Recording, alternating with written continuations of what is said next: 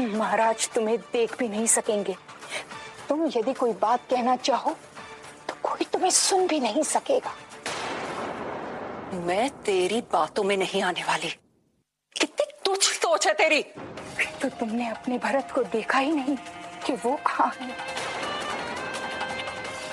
देखो रानी, उस राज सिंहासन पर राम बैठा है और भरत उनकी सेवा में दास की तरह खड़ा है। बस मंत्रा बस, तुझे जीवित रहने का कोई अधिकार नहीं।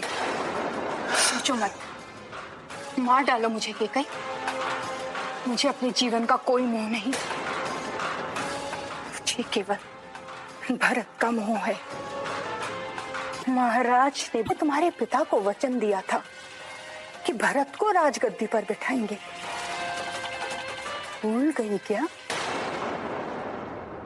हमारे भरत को राजा के स्थान पर दास मत बनाओ। किसी भी दशा में अपना अधिकार मत छोड़ना महारानी, चाहे कुछ हो जाए। अयोध्या की राजगद्दी पर केवल आपके पुत्र भरत को बैठना चाहिए और कोई नहीं। परंतु कैसे? हमें समझ में नहीं आ रहा कि हम क्या करें। इस राज्य अभिषेक को कैसे रोकें?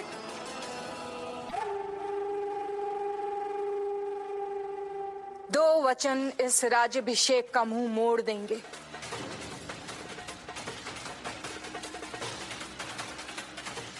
दो वचन? कौन से दो वचन? वही दो वचन जो महाराज दशरथ ने आपको युद्ध स्थल में दिए।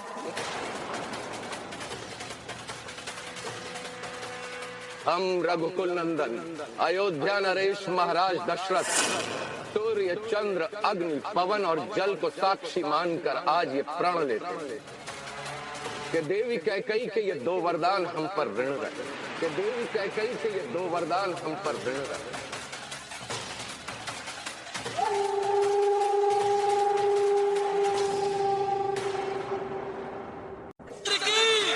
अयोध्या के युवराज रामचंद्र की, अयोध्या के युवराज रामचंद्र की।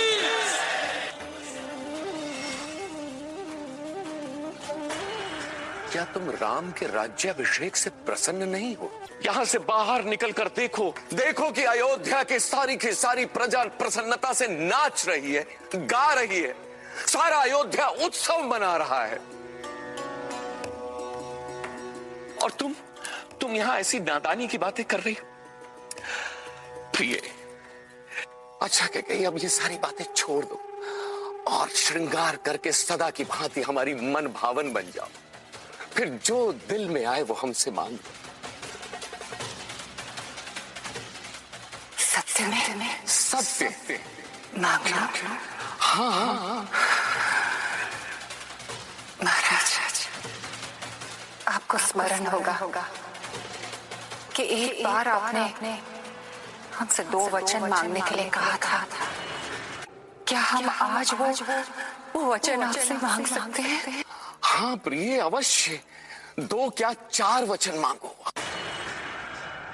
और तुम तो जानती हो कि रघुकुल रीति सदा चली आई, प्राण जाए पर वचन न जाए। तो सुनिए महाराज, हमारा पहला वचन ये है कि अयोध्या के राज सिंहासन पे हमारा पुत्र भरत बैठे।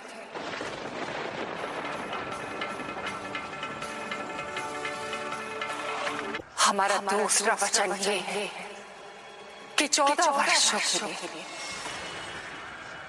तपस्वी के वेश में कौशल्या पुत्र राम वन में वास करे।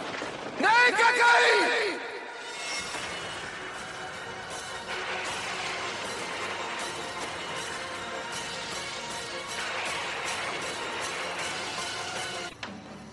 चौदह वर्ष का वनवास। क्यों?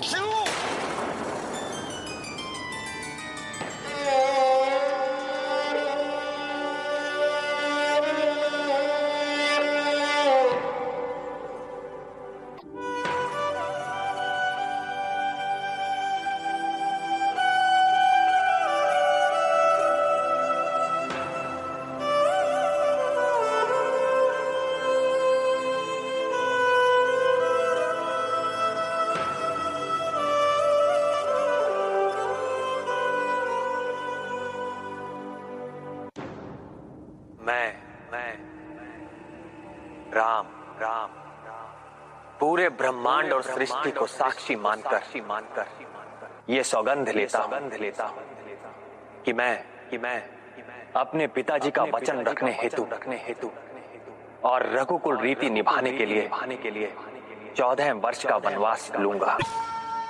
पिताजी, अब मुझे वन में जाने की आज्ञा दीजिए। नहीं पुत्र, नहीं। तुम अपने पिता के दिए हुए वचन के लिए उत्तरदायी नहीं हो पुत्र। तुम वन जाने से ना कह तो। आप अपने पुत्र से अधर्म करवाना चाहते हैं।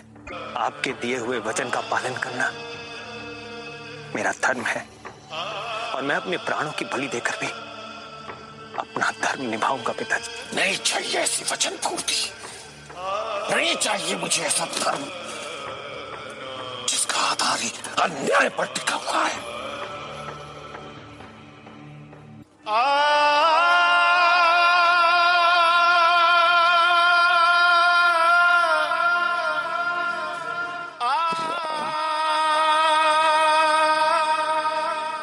क्यों अपने इस पिता को उसकी वृद्धावस्था में छोड़कर जाना चाहते?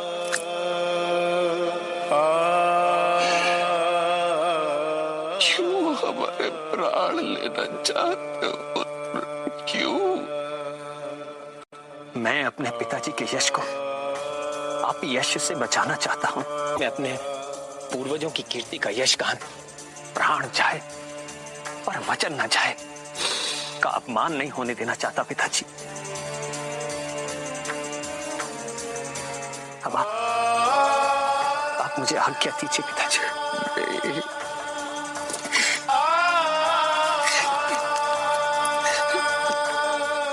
हमें छोड़कर मत जाओ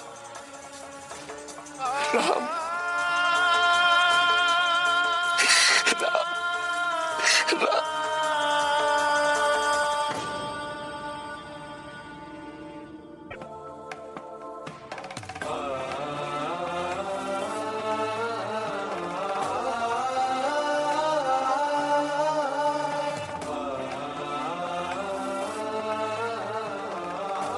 सीते,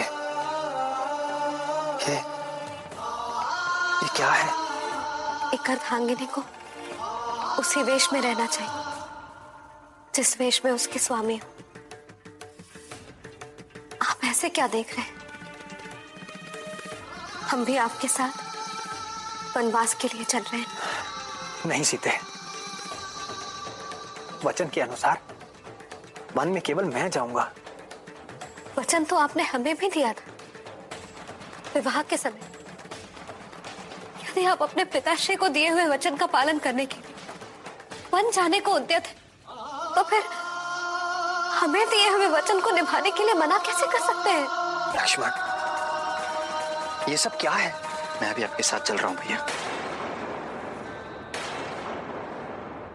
मैं तुम्हें तुम्हारी जीवन संगिनी उर्मिला और अपनी माता से दूर कैसे कर सकता हूं?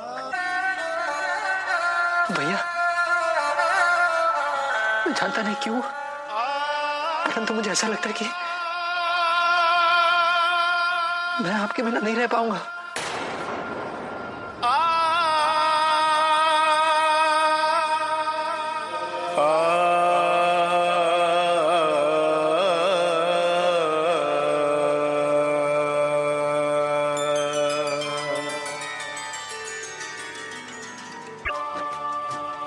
वचन पिता का मान कर वन को चले रघुराई।